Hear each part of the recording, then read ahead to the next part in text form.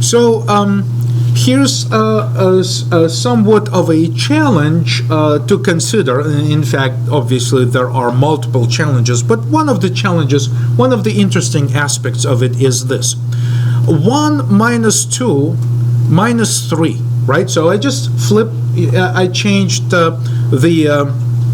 I'm sorry, my writing here looks like division, so I just want to basically be careful to say minus 2 minus 3, not to confuse with division, right? So this is our expression that we would like to compute, right? Evaluate, compute, understand, and do everything right. Right? So there are actually two versions of the abstract syntax tree that we could construct. One could be the result of 1 minus 2 combined minus 3. And so that's one possibility, right? And the second possibility is 1 minus 2 minus 3. Right? So if with 1 plus 2 plus 3 it was probably not very important, all of a sudden you see what's going on here. So most likely the abstract syntax tree that has to be constructed by us in the direction of, with hopefully following the right computation, is that this minus, this specific minus, should be over here, right? And it should say minus, right?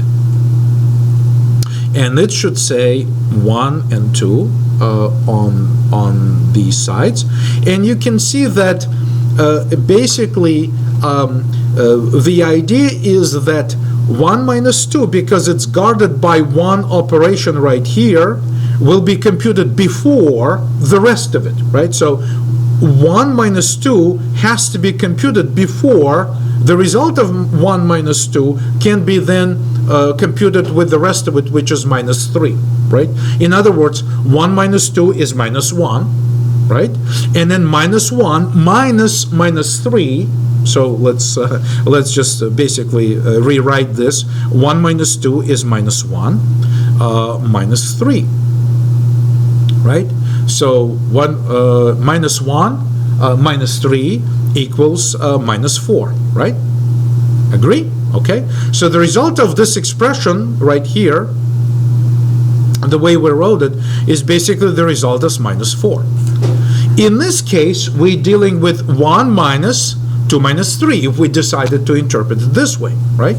So then we can say that this minus at the top is basically this outside of the parentheses, and therefore there is another minus, right, which does 2 minus 3. 2 minus 3 rewritten as branches of our abstract syntax tree, right, like this, and we have also the value of 1, and so it's basically the symmetrical. If I just temporarily get rid of these little notes that I did here, so just to add some clarity to what we do, right? So you can see that this is like a mirror image of the other tree that we could have built. We could basically construct both versions of it. But if you think about it, in this case, what has to happen? This minus 1, right? This minus 1, right at the top of this structure, will say, I would like to be able to compute 1 minus what? 2 minus 3. So 2 minus 3 is minus 1, right?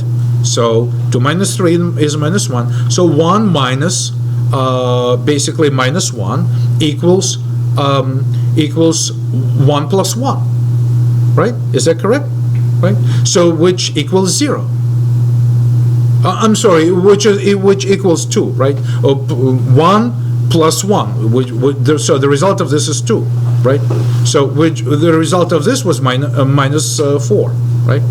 So we need to choose the right one for us, and of course I think the original one, most people will interpret it as basically that the subtraction should be executed sequentially from left to right, because it's typical, arithmetic operator association is basically this value minus this value minus this value, and so most likely this is the choice that we want for our processing, right?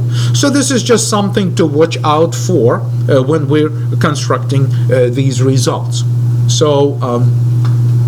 So this is where we're heading, because if we somehow can manage these trees, then it should be trivial for us just to construct the program, which basically goes here, starts at the top, right?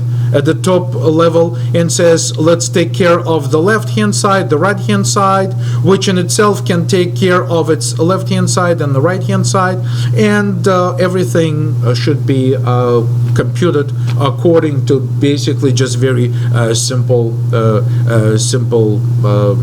actions, essentially breaking down this computation to more manageable pieces, which is basically 1 minus 2, which is minus 1, right?